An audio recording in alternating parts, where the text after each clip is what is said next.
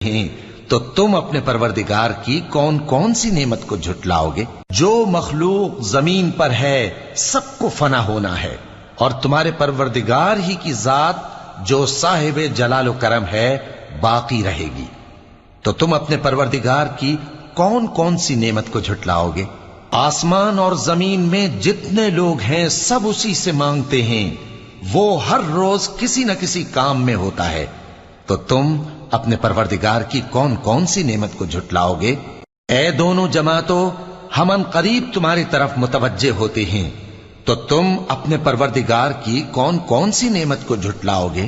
اے گروہ جن و انس، اگر تمہیں قدرت ہو کہ آسمان اور زمین کے کناروں سے نکل جاؤ تو نکل جاؤ، اور زور کے سوا تو تم نکل سکنے ہی کہ نہیں، تو تم اپنے پروردگار کی کون کون سی نعمت کو جھٹلاؤ گے؟